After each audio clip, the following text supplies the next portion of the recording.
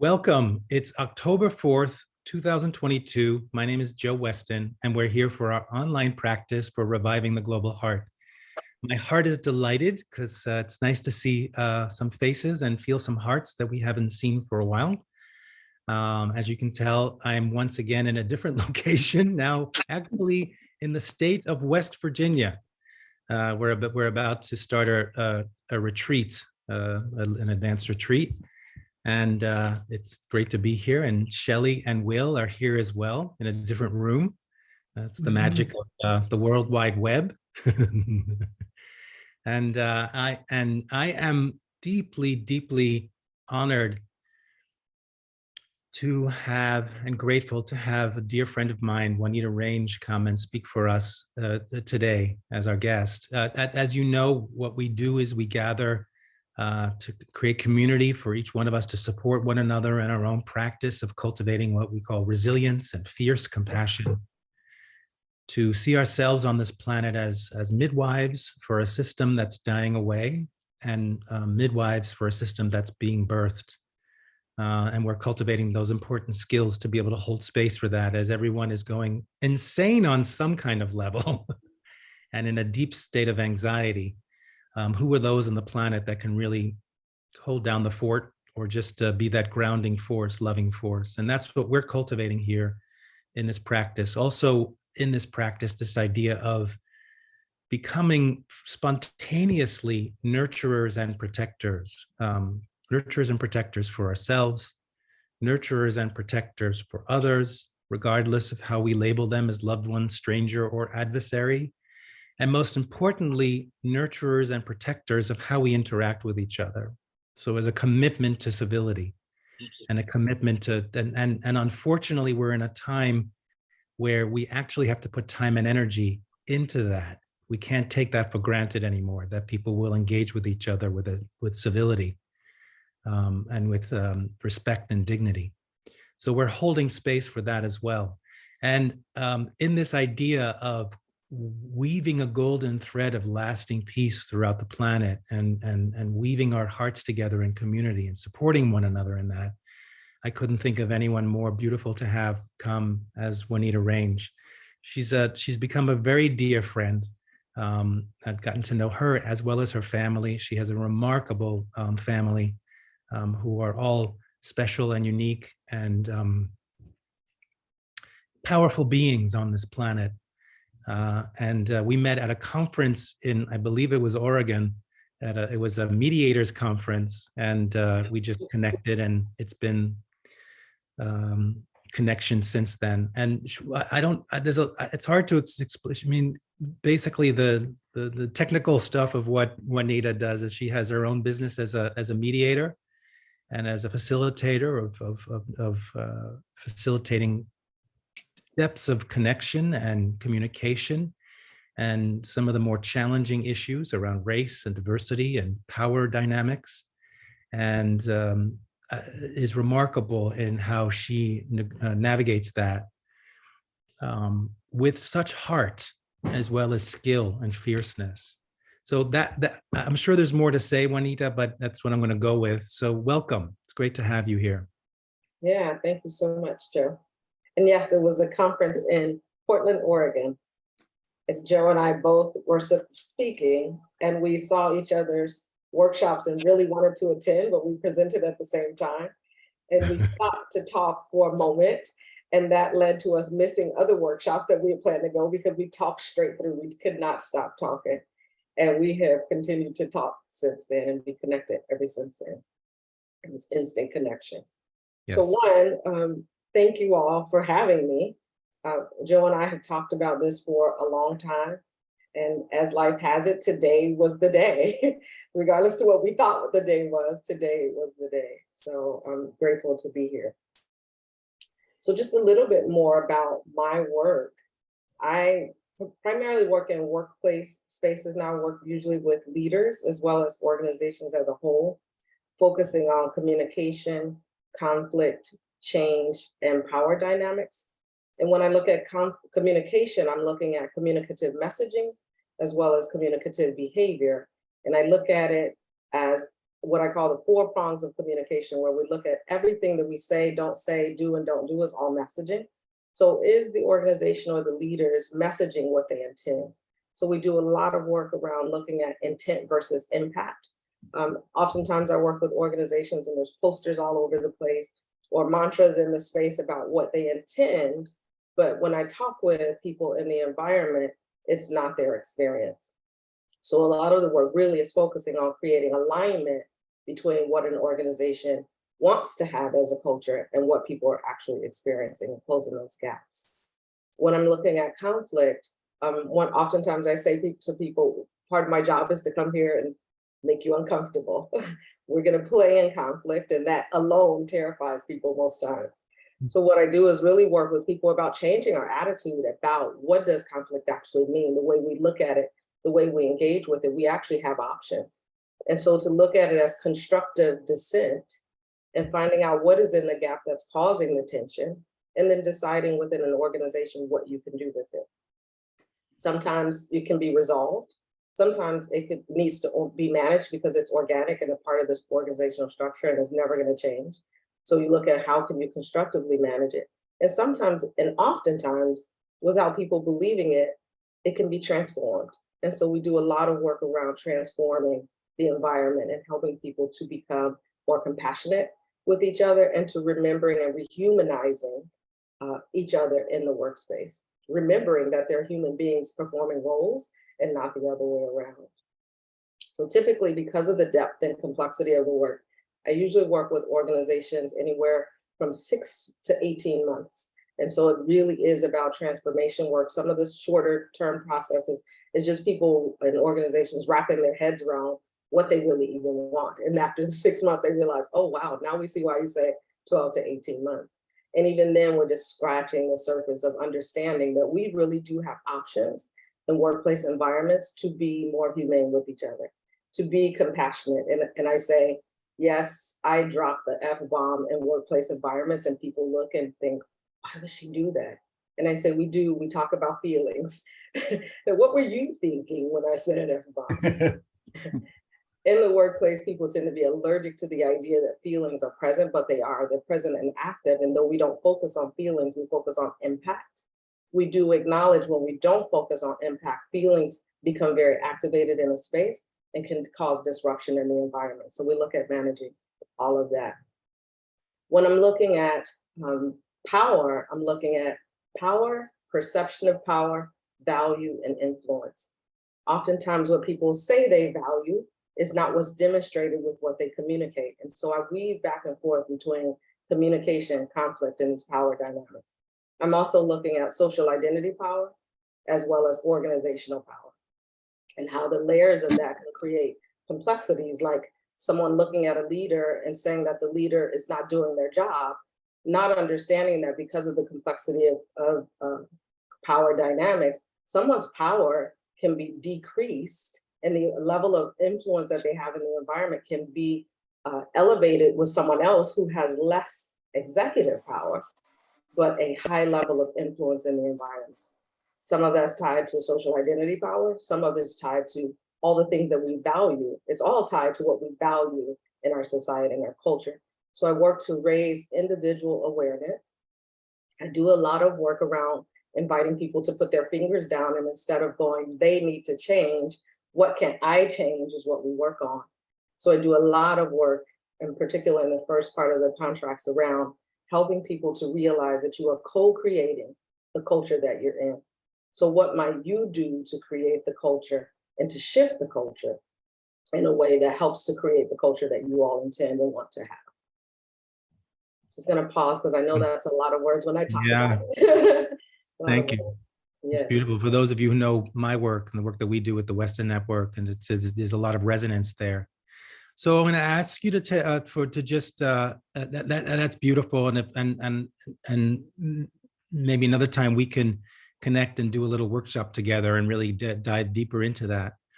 But for here, in terms of this idea of arriving the global heart, what are your feelings from your heart about what's unfolding right now on the planet, in this country and on the planet, around power dynamics, around conflict, around issues around polarization. What's on your heart right now, Juanita, around these issues?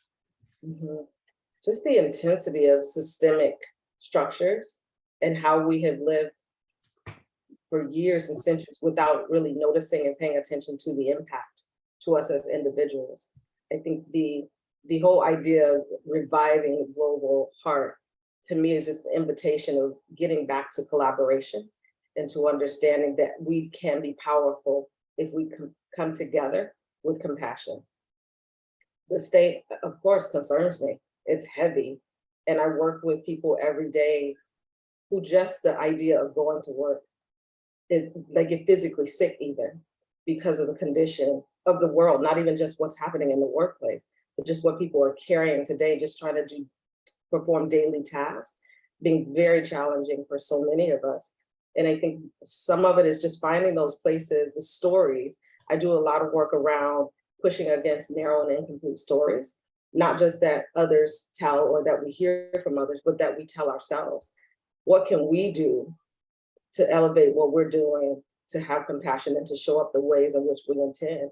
How can we spend that time really focusing on what we can change? And what do we believe and what are we subscribing to that we don't even know? Because I think it's what I see continuously is that people have one intent, but what they're showing up and the impact they're creating is so massively different. And it's because of these narrow and incomplete stories and narratives that get assigned to us that we own, that we embody and don't even realize that we embody it. So the more we can do this kind of thing where we're in spaces where we get to have honest discussions about not just what we say or what we think, but what are we seeing? I do a lot of work on practicing noticing and naming. So what are you noticing? And I do an exercise where I invite people to answer questions about what they believe about a certain thing about themselves, and then spend a week or 2 weeks just in observation. Almost always you come back and you find where your story is not aligned, where you actually are carrying stories about yourselves that are not complete. And I think that's powerful work we can do for ourselves. Because as you said, as those of us that have the desire, the will, the gifts even to do this work, then to be able to do that, it helps us to be stronger and be more deeply rooted in what we're doing. So we become unflappable. Because even we need support from each other because it's tiring for every one of us. What are you doing for yourself? Like, what are the messages you're giving to your children, for instance? What are the messages you're giving to yourself? How are you, how do you stay in your heart in these times? By letting go of the need to know or the need to be right, to Mm. sit with uncertainty, which I think is a thing, that's a thing that I've practiced ever since. It's another story, my nomadic year, where I did this deep work around really understanding what were the narratives about me that were causing me to be reactive to the world in a way that I thought it was about the world when it was actually about me.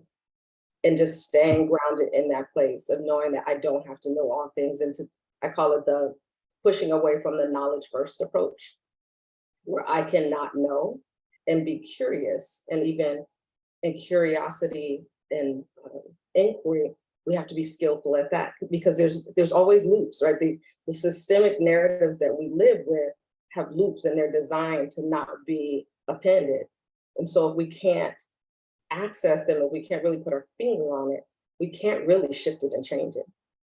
And I oftentimes use the analogy of you're in a room, let's just say all of us are in a room, we're after this dragon. The dragon is oppression, hatred, divisiveness. And we're yelling at each other. We've got it. We've got it. Everybody has a hold. Do you have a hold? Yes. Barbara, do you have a hold? I've got it. George, do you have it? I've got it. We're all holding. We're in a dark room. We've got this dragon and we're excited. We've got systemic oppression. The light goes on. All of us have a hold, but our hands are in the mouth of the dragon. We don't actually have it. We just thought we did. And that's the work that we're doing. So I just remind myself that I normalize that and I'm okay with it. It's not easy work. So I have to allow myself to have hard days. As you know, Joe, there are days I have hard days. I have days where it feels tiring and even hopeless days, but that doesn't last very long because I do know, and what I've seen that's been powerful in my life, and yes, this is anecdotal, but that love is incredibly powerful. And for me, faith gets me through so many was seemingly insurmountable things. And that's what I ground myself with. Wow. Okay, let's take a breath for that. Let's breathe for that. I'm witness to that. If I've seen the things you've gone through in the time that I've known you, that love and faith has seen you through. Like I feel that strongly. And family. Mhm. So let's leave it at that for now. And I'd like to lead us in the practice, and then afterwards, if you have questions or comments for Juanita, there's time. There'll be time for that. So if you're all, well, as usual, as you all know, coming into a seated position where your body is, your spine is straight without being rigid, where you make sure that your jaw is relaxed, your shoulders are relaxed, your belly is relaxed. With this practice, there's no right way to do this or wrong way to do this. It's about finding your way. And in this practice, what we're doing is we're cultivating deeper levels of resilience and fierce compassion to be able to navigate and manage all the aspects of the uncertainty, and using that in the unknown, acknowledging the unknown, what we don't know. Bringing your attention to your core and your lower belly, approximately the width of 3 fingers below your navel and a third of the way into the body from the front of the body. Center of personal power, gravity, impulse, gut wisdom, awareness. From your center, become aware of your contact points, the parts of your body that are connecting with the chair and the ground. Feeling on those parts of your body, the surface of those parts of the body, the pressure downward as gravity brings you down. What is also a very, I find for myself, healing practice, resilience practices, while there's so much uncertainty, what I can always rely on is gravity, at least for the moment. And I can always rely on Mother Earth under me, that she's there to hold me. And that Mother Earth does not discriminate. She holds each one of us equally. Let yourself be held.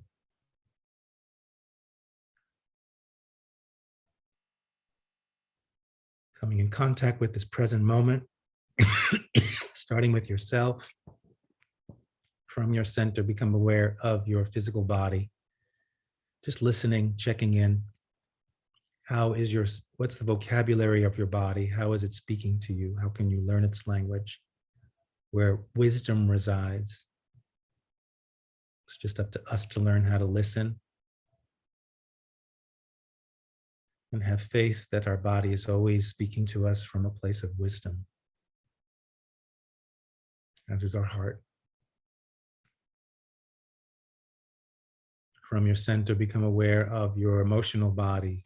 What emotions are you present to in this moment? Without judgment, simply giving them space to flow.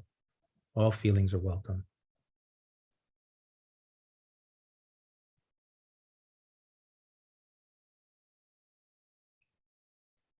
From your center, become aware of your thoughts, the quality of your thoughts, the speed of your thoughts.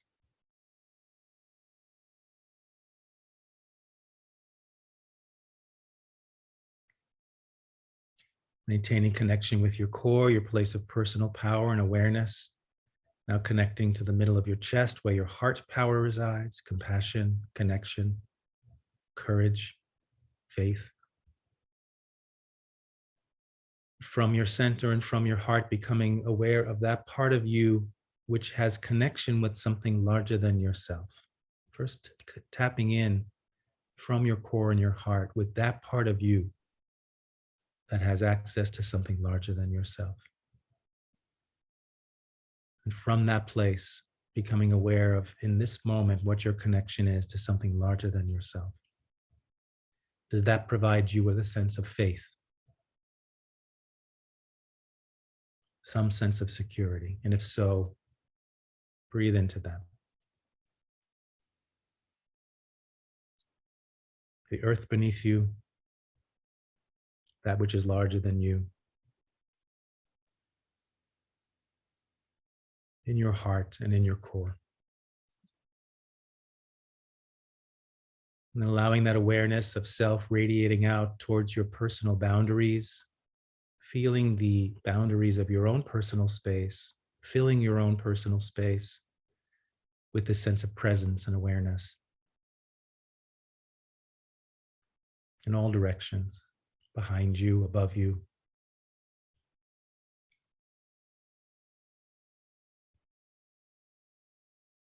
And with this awareness of self, take a full breath in through your nose, out through your mouth. Building on your connection with this present moment from your center and from your heart, become aware of your surroundings in all directions, keeping your eyes closed, placing yourself in a context, opening to deeper level of sensing your environment, provides perhaps some deeper sense of security.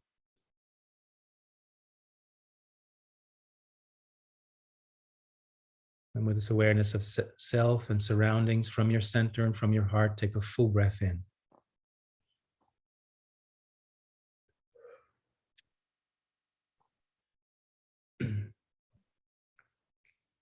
And with this awareness of self and surroundings now from your center and from your heart, become aware of those in this meditation circle.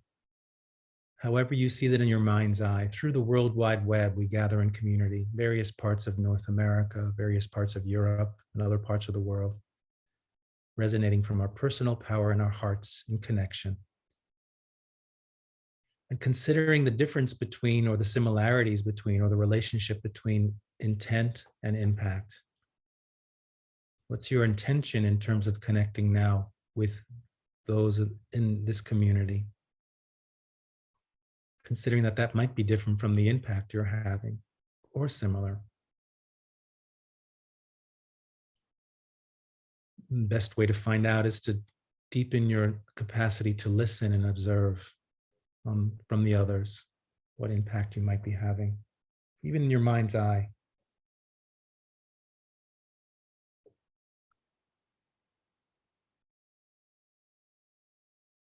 And with this awareness of yourself, your surroundings, and those in this meditation circle, from your center and from your heart, take a deep breath.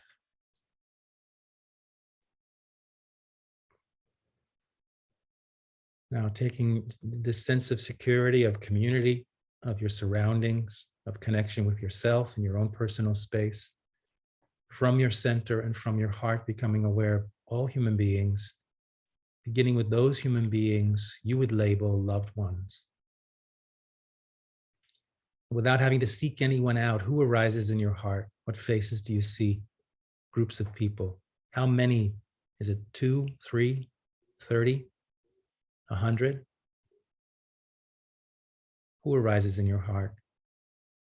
And as you stand or sit face to face with them with dignity and respect, considering that whatever your intentions might be in connection with them, what might be the impact you're having?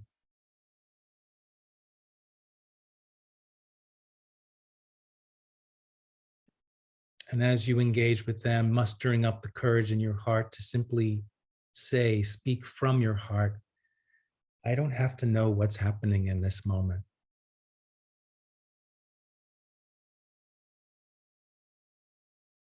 I can trust my faith, and I can trust my heart and love. Consider how that impacts you, how that impacts others. And from your center and from your heart, becoming aware of those human beings you would label stranger. And again, don't seek anyone out, just be aware who arises in your heart. It could be the person that was driving next to you and cut you off while you were driving, someone in the supermarket, a neighbor, someone you've seen on the news, stories you've read. How many arise in your heart? What faces do you see?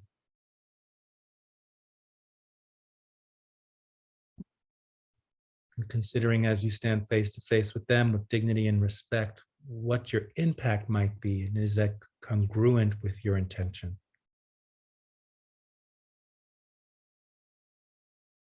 Can you actually literally see an impact as you're engaging with them? and holding on to this courageous notion of not needing to know. How does that inspire your heart and your core, your level of presence and connection? Inviting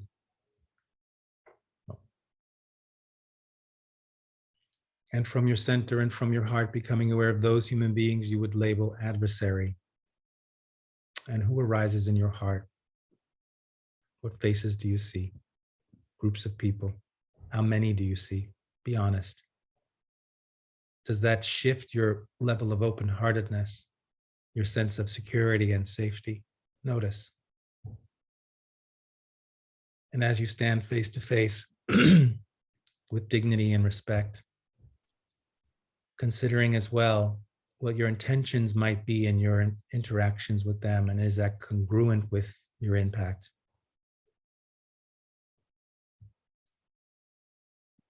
This notion of power and perception of power, power dynamics.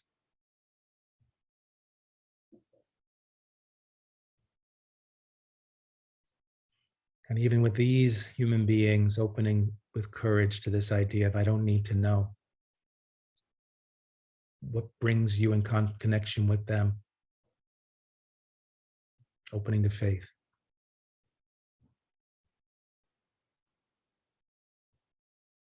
Considering now, as you engage with all of these human beings, regardless of how you label them as loved one, stranger, or adversary, that all of us consider this notion of power and perception of power and how that influence conflict.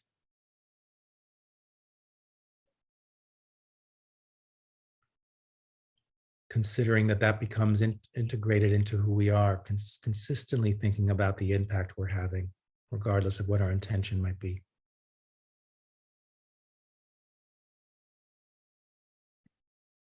And as we let go, all human beings let go of a need to be right, opening to deeper levels of faith and the power of the heart. See what's possible.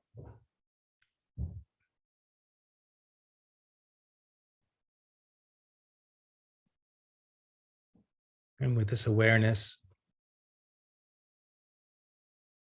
of self, surroundings, those in this meditation circle, and all human beings, regardless of how you label them, take a deep breath in.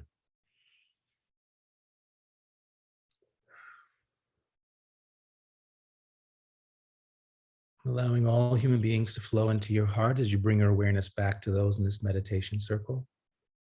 Noticing what might be different in you or might be different in them as you engage. With honor and respect and gratitude, allowing those in this meditation circle to flow into your heart as you bring your awareness back to your surroundings, coming back into the room you're in. Allowing your surroundings to flow into your heart as you bring your awareness back to yourself. And from your core and from your heart as you engage with yourself, considering the intentions you have even for yourself and how that might be different from the impact you're actually having with yourself. And offering the gift to yourself of a deeper level of letting go of needing to know, need to be right. Feeling the embodied power of faith and love.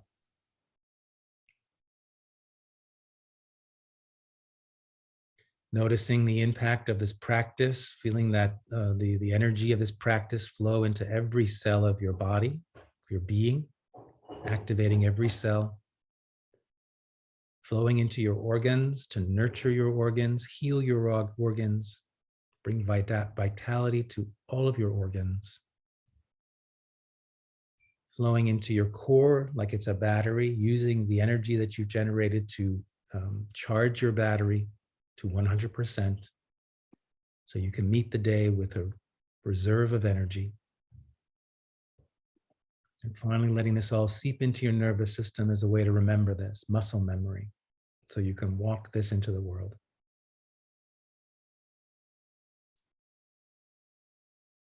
And as a way to close this practice, let's all take a deep breath in.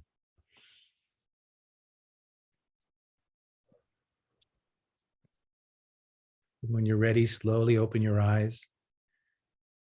Look around the room, stretch your body or shake your body or both.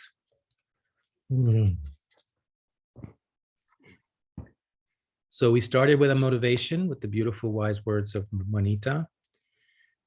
We did our practice. Now we have time to reflect. Is there anyone who wants to share what your experience was listening to Juanita's words or the practice, or any questions or reflections for Juanita? Barbara? So Juanita, 12 to 18 months later, when you have been on a journey of creating collaboration, we hope, how does it stay sustained when you're no longer in the picture? And how does each individual check in with the group? Do you leave them with a sense of community that's going to stick? I'm asking because I do the same kind of work. So how do you evaluate where people are in creating the global heart within that community, and how does it stay sustained? In the work with organizations, I actually am teaching them along the way. So it's not me coming in to check boxes for them, so that when I leave, it goes back to what it was before we did work together. The reason I go slow is so that I can be doing really basically a handoff of what we're learning and practicing, so that they practice in live time and then I become just the observer. And we do that exchange so that when I leave, they have been practicing what they're going to live in their environment for whatever period of time. They've actually been kind of released to be the leaders in the work, and I become the observer. And just a quick follow-up. What we are seeing now is the division that used to be very clear, that companies shouldn't know about your personal life. The whole person is now so much more part of the picture because of the way work has changed. And how does that balance get worked through, where the person is able to be known for the feelings and authenticity, and yet still be able to have an organization function without so much overwhelming emotion? The balance, how does that work? With the primary focus on impact, not feelings. So we acknowledge that feelings are present, but the focus is on impact. And so I could work in what I call the intersection between human need and organizational need. And that's heavily about impact. Great, thank you for that clarification. Mm-hmm. Golden, you wanted to share something? Yes, I had a question, and Juanita, I put the question more clearly in a private chat to you, but I'll ask it in a more general way here. There's a lot of righteous rage happening these days, and I have seen that righteous rage give people, I have seen people take license to behave in incredibly polarizing ways, because they did it first, so now it's our turn. And I'm just wondering, how do you address that in organizations and with individuals, particularly when someone is acting out of a place where they feel they have been victimized systemically or violated systemically, and so now they should be able to act that out as they wish, but it's very polarizing. Mm-hmm. Yeah, I acknowledge that multiple things can be, and competing narratives can simultaneously be true. So I don't have a need to so much stop a person's belief or prevent them from expressing it. But when I go into the organizations to work with the organizations, I actually put them on a very methodical system that is fluid, simultaneously fluid. Right. And so what I'm doing is I don't focus on equity or power dynamics initially in the work. I actually focus on improving communication skill, engagement, and I transition into being more effective in conflict, intention even, being able to notice when your intention and what that's about and what tool or appropriate approach might you choose to engage with. So we're practicing doing the opposite of exactly what you said.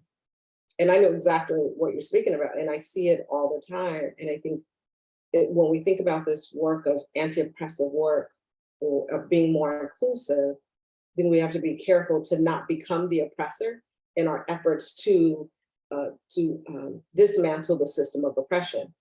If we're not careful, because of the way power is so, what we say, elusive, it's hard to hold on to exactly where the strongest points are, where the weakest points are.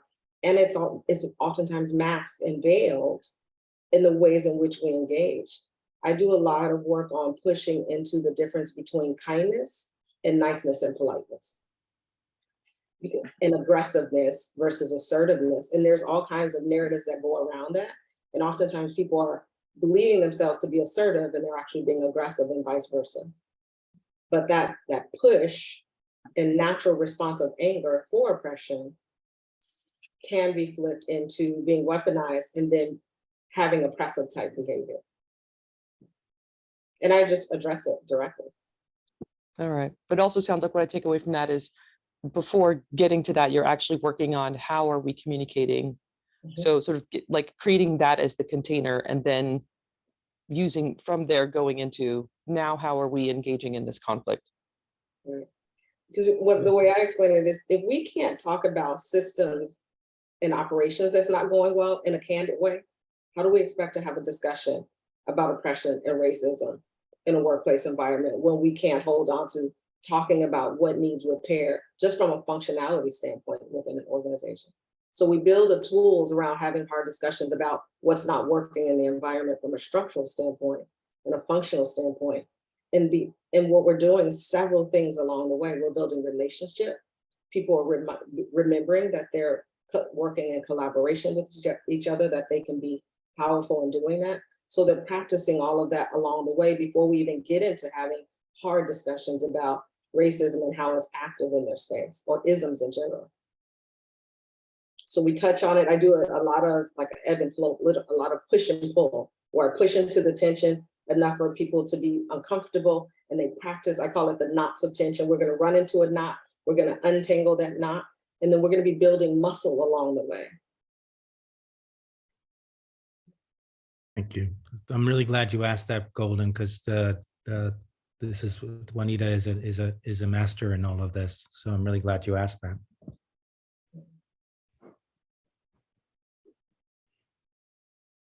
And that's just my truth, of course. No, it is the truth. And Golden, did I fully answer your question? Yes, you did. Yeah, I think a key takeaway that I'm just actually journaling with my thumbs is you build the tools first for having the hard discussions. And what I see a lot with the righteous rage is people just want to dive right into having the hard discussions, having no ability to have that hard discussion and making that hard discussion way harder. Yeah. It's coming in from a polarized position. Right? Exactly. How can we possibly engage in an effective or constructive way? We really can't. Yeah. Not to say, as you said, like the trauma, the pain, the hurt, the anger is all real and legitimate. But if we come in from that place of having it, we have to be able to have it be present and still hold to what our intentions are and checking for alignment.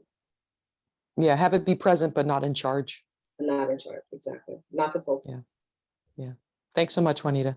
And this was great. Thank you so much. Anybody else want to share one more before we close? Well, I'd just like to add something, and I really appreciate the subtleties and the complexity, and yet the message and your work as a whole. I did a session here months ago on what I found to be really life altering in the organizations, is just identifying devil's advocate and angel's advocate, that so many people play devil's advocate around ideas, as you say, operational things. I don't know that it has to do that much with regards to some of the inclusion topics. I'm going to look at that myself, but the fact that so many people feel unheard and devalued when devil's advocate is played with their ideas and their contributions. And I have pointed out that many people, what I call with more relational competencies, they want to play angel's advocate, which is to build the idea. And how can we learn to play both and respect that some people are actually offended? I've had people leave organizations and leave engineering out of devil's advocate being played. So I just think that it's part of this understanding and learning tools. So I appreciate that. I certainly appreciate the other dimensions to this that you've brought out. Thank you. Mhm. Yeah, Bonita, I think, and it speaks to what Golden was saying, that the right wrong binary and that approach, if we duplicate that in the work, we get nowhere. I say it's not about right or wrong, it's about, is it effective? Is it generating what you're looking to generate? So if you're right, but you shut down the space and no one grows, have you gained anything? Have you done anything? Have you accomplished anything? So can we just focus on, is it effective to support us in creating what we're looking to create? Great. Completely different approach. Yeah, great. All right, well, thank you. Thank you. Was I right about Juanita? Remarkable. I'm grateful that she's a dear friend. And so we've done our practice. We had our motivation. We did our practice. We had a chance to reflect. Let's now dedicate. So imagine the energy that we've generated. This I call it what do I call it? A statistical miracle that these 16 people on the entire planet of 7.5 billion people.